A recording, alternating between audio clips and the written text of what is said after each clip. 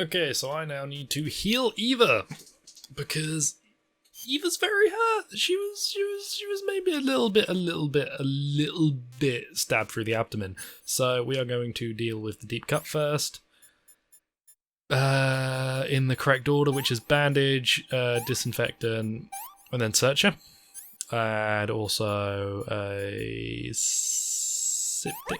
Yes, good. Bleeding, no bandage applied, not yet disinfected. So, if you have been stabbed in the abdomen, make sure the thing's not in there. Cauterize the wound. Sew it up. Put a bandage on it. Maybe put it in a splint if you need to. Cover it in ointment just so it feels a bit better. Apply some styptic just to make sure. And then disinfect it at the end. Do not disinfect your wounds first. Also, this is not medical advice. Please do not take it as such.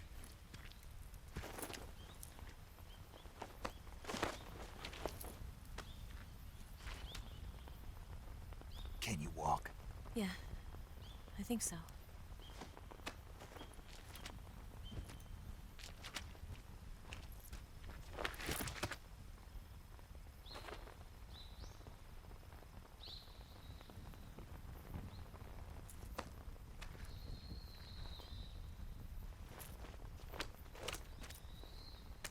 Here.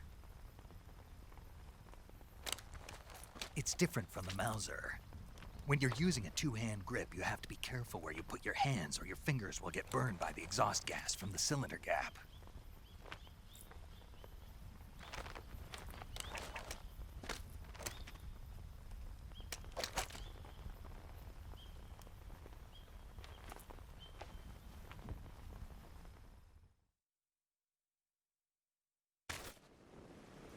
Okay, this is not... I'm not answering that call. This is not an enjoyable section, but they do load you up with a lot of stuff, just so you're prepared.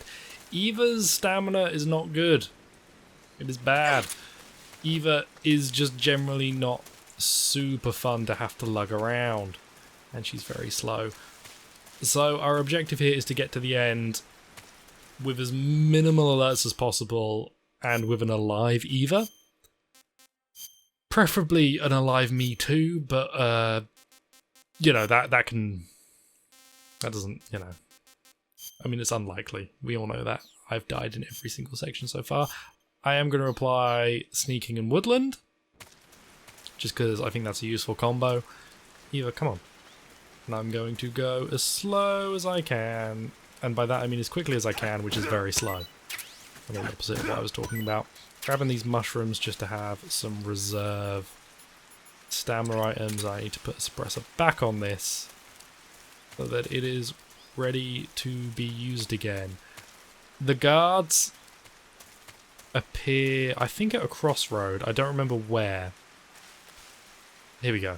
So the guards spawn in after this cutscene.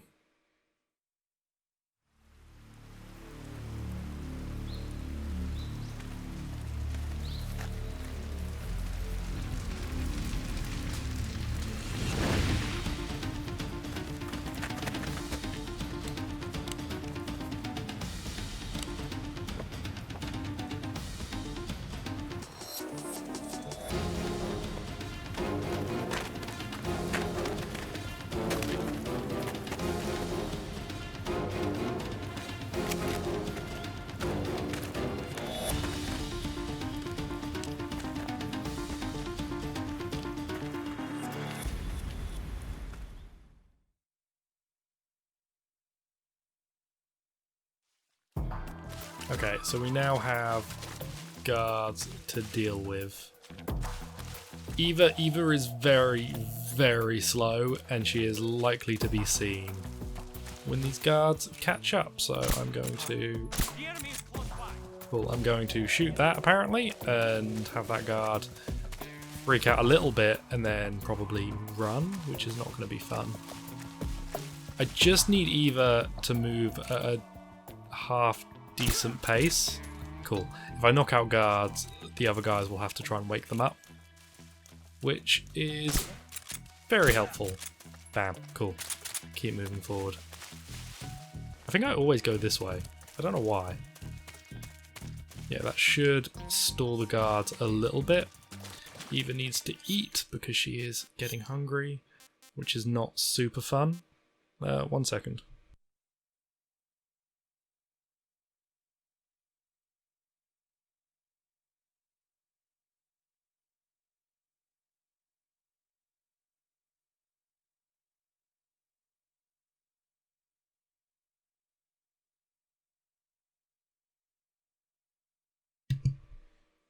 And we're back. I can give Eva food. She has slightly different tastes. Tastes like crap. Yeah, she has slightly different taste to Snake. I believe if you talk to her about some food, you can work out what it is that she prefers and what she doesn't. But it's not super crucial. I think maybe if you save some foods, it could become something to check. At some point, these guards back there, I think, stop following. They kind of give up the hunt a little bit, and you just have to deal with some upcoming guards. I don't know at what point that happens. So for now, we are going to keep moving at a reasonable pace, preferably, Eva. I know you have been wounded, but I don't really care. Oh no, they do keep coming. Let's knock that guy out, put another suppressor on, and call Eva. Hopefully the guards take a 1 down, 2 down, 3 down. Okay, come on, Eva. They're not waking them up for some reason, which is weird. Right, we just need to get Eva over to this thing here. She should still be able to see me. Once Eva gets here, we will climb up. That call is just saying that we need to get her here, and then we can climb over. Come on, come on, come on. Very good, very good.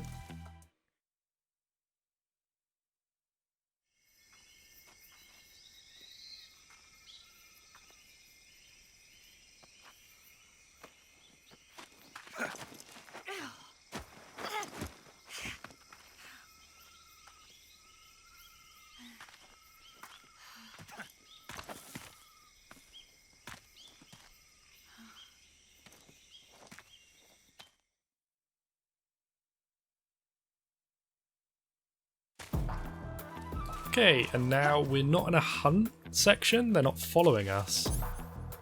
But there are enemies around. So I'm going to quickly put on the worst thing that was ever invented, these thermal goggles. It's the enemy. Hear that noise? And apparently the shots which I thought were aiming at his head were not aiming at his head. This man Snake. is invincible. Okay, he's down. That's In here. an issue. I see him. That's a bigger issue. That's a much bigger issue. Let's just take these guys down, shall we? Okay, Snake does auto aim a little bit. Kill him too. Alright, let's move, Eva. Now, there might be unlimited guards, I'm not sure. I'm hoping I don't have to find out. Go, Eva. Oh god, there's a guard there. Let's go, Eva. If I kill this guy, you don't have to deal with them for a little bit. Yeah, okay, cool. That's going to shoot down a lot faster. At least you get to enjoy the alert music, which I think is different for here. I could be wrong. There's a good chance that I'm wrong, but I think the alert music is slightly different for here. We're just gonna slowly wait for Eva. Oh, my wound healed. The frog, the cat frog, is right here. Hey, bud.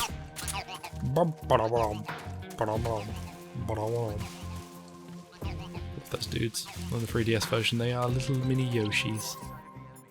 Okay, we still have some enemies coming up, and I am running out of tranquilizer bullets, which is wizard.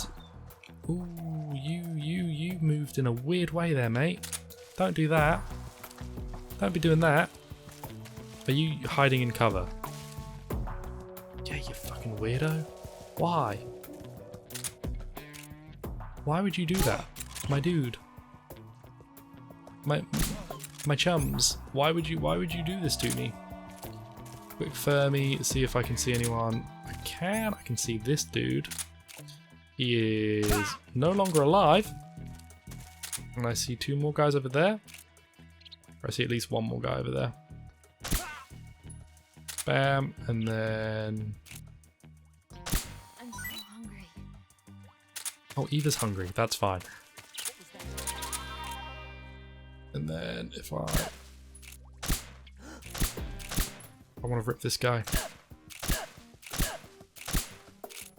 Where did that come from? Come on, rip. God, why do you guys take so much damage? It's almost like this is on a difficulty where you guys take a lot of damage. You getting up? No. Which I've learned by shooting the man.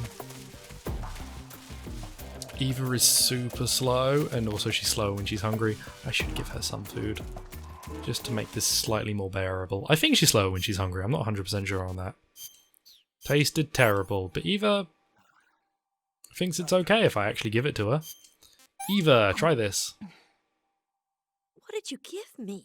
Oh, that's it. Eva's food taste, she prefers like created gonna food, puke. man-made food. She doesn't really like the jungle stuff as much, if I remember right. Also, if we go into Cure...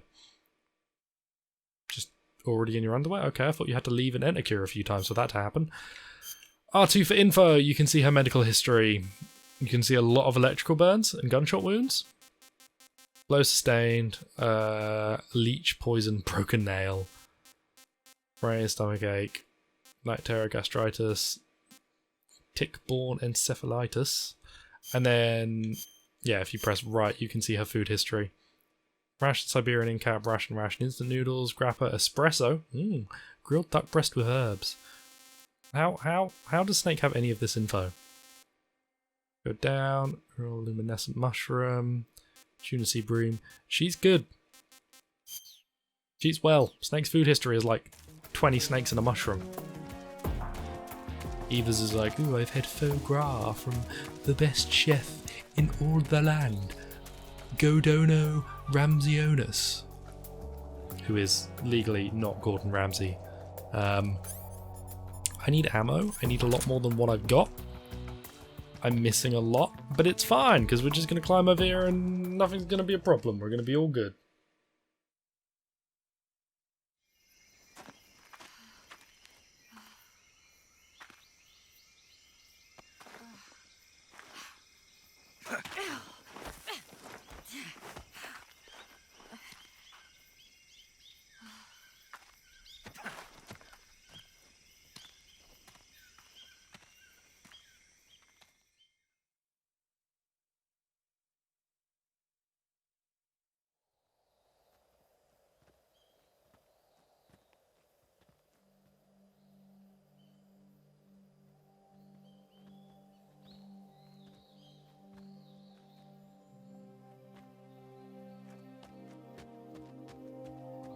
Come on, Snake.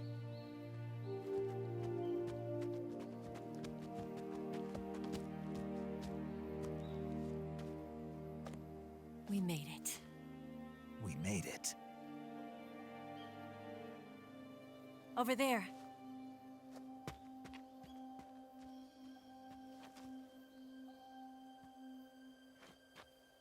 It's the boss, isn't it? I'll go get the wig ready to take off. Right. I'll leave you two alone. But come back in one piece, okay?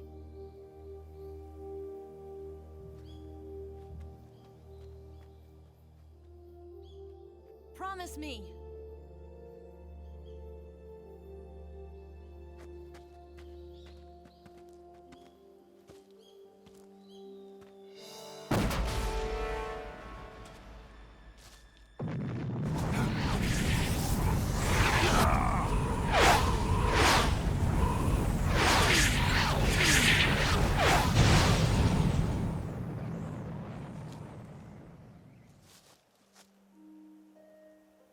Life's end.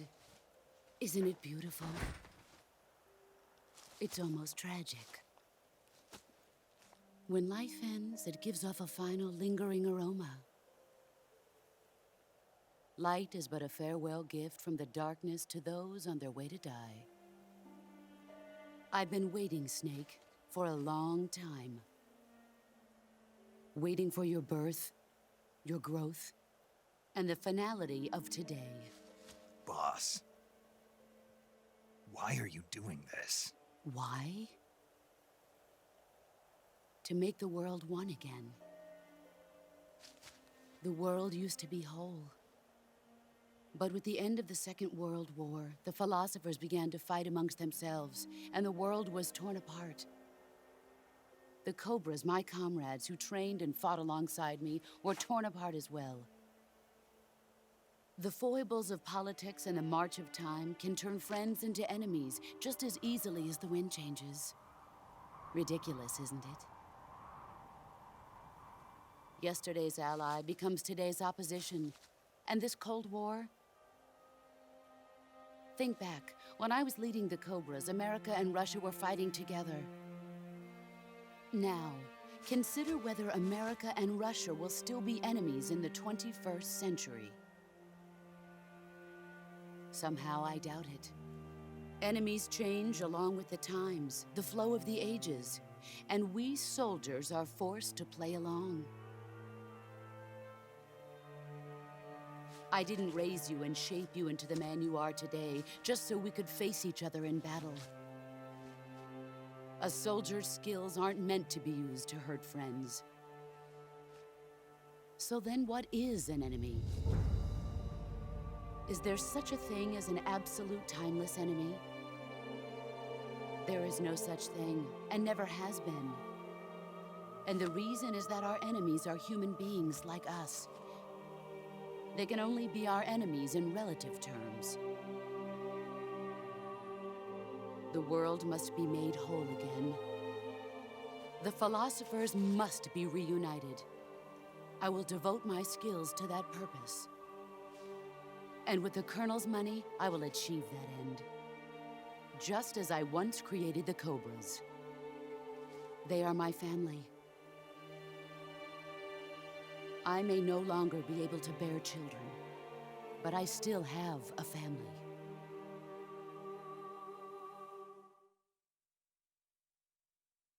It was November 1st, 1951. I was in the Nevada desert participating in atomic testing. The name Nevada is derived from Spanish, covered in snow, white as snow. And snow is exactly what I saw in that Nevada desert. It froze my blood white. Snake, you were an atomic test subject, weren't you? On Bikini Atoll. That's part of the reason I was drawn to you. You and I are alike. We're both slowly being eaten away by the karma of others. We'll never have the chance to die peacefully of old age. We have no tomorrow. But we can still have hope for the future. In 1960, I saw a vision of the ideal future from space. 3 years earlier, the Soviet Union had succeeded in launching Sputnik, the first man-made satellite in history, into orbit. This came as a huge shock to the United States. In response, America threw everything it had into its own manned spaceflight project, the Mercury program. Even as the Soviets seemed poised to send their first man into space, America was still experimenting with chimpanzees and rockets. The government wanted human data. So they secretly decided to send a human being into space. I was the one they chose. At the time, they didn't have the technology to block out cosmic rays, and whoever they sent up would inevitably be exposed to heavy radiation. That's why they chose me. After all, I'd already been irradiated once. Of course, you won't find any of this in the history books. I could see the planet as it appeared from space. that's when it finally hit me. Space exploration is nothing but another game in the power struggle between the US and the USSR. Politics, economics, the arms race, they're all just arenas for meaningless competition. I'm sure you can see that, but the Earth itself has no boundaries. No East, no West, no Cold War. And the irony of it is, the United States and the Soviet Union are spending billions on their space programs and the missile race, only to arrive at the same conclusion. In the 21st century, everyone will be able to see that we are all just inhabitants of a little celestial body called Earth. A world without communism or capitalism, that is the world I wanted to see. But reality continued to betray me. In 1961, I was sent to Cuba, to Bahia de Cochinos. It was part of a CIA-sponsored invasion under the guise of taking Cuban exiles back to their country. But the US government betrayed them. Our weak-kneed president held back their air support. Defenseless, the exiles were annihilated by the Cuban army. All I could do was watch in silence. I was set up by the very country I'd sacrificed so much for, by the very government I dedicated my life to defending. I was driven from the surface world, and I went underground. Then, 2 years ago, I faced the Sorrow, my old comrade in battle. He was my friend. But one of us had to die. I was left with no choice. The Sorrow gave his life for me. There is no enmity between us. One must live, and one must die. That was the mission. The ones who gave me that mission were the philosophers. Early in the 20th century, the true holders of power in the United States, the Republic of China, and the newly formed Soviet Union gathered together in a secret meeting that would later be known as the Wise Men's Committee. The secret pact they formed there marked the beginning of the philosophers. But the last of the original members died in the 1930s. After that, the organization began to run out of control, and the Wise Men's Committee degenerated into a mere shell of its former self. The philosophers of today have no sense of good or evil. Their influence extends to countries and organizations involved in every aspect of every war. They have become war itself. That's how they operate. The sacrifices of war cause a shift in the times. This shift leads to renewed conflict, and in turn triggers the next war. Like a nuclear chain reaction, each conflict sparks countless others, forming an endless spiral that will continue on for eternity. Do you understand what I'm saying, Snake? By consuming me and you, the philosophers intend to keep that cycle going forever. It was my father who explained all of this to me. He was one of them. You see, I am the last remaining child of the philosophers. But after he revealed the truth, my father was killed by that same shapeless, formless organization. And my father isn't the only thing the philosophers have taken from me. In June of 1944, the Cobras and I took part in the landing at Normandy.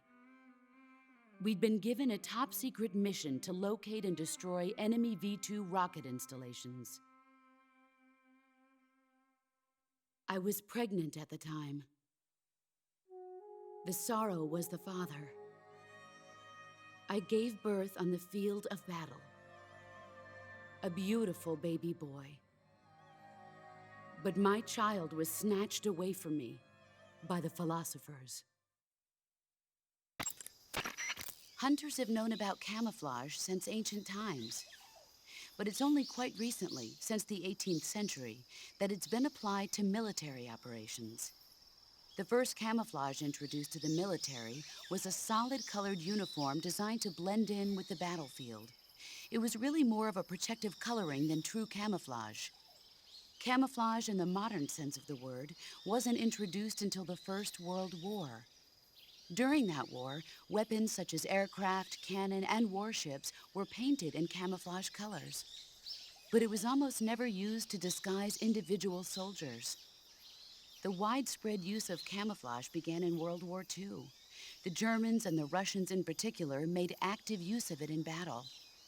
Nowadays, with the Cold War raging, the Eastern Bloc has been hard at work developing all sorts of camouflage patterns. In the West, the French implemented it in their paratrooper corps, and SAS during the Wars of Independence in Indochina. I never saw it used in Korea, though. America has lagged behind other countries in incorporating camouflage. They're only just beginning to consider introducing it into certain units. Why is that? Apparently, there are those in the U.S. military who consider camouflage too passive a technique. Morons. You're telling me. But now more and more people are beginning to appreciate how useful and important camouflage can be. I'm sure the brass will see the light soon enough.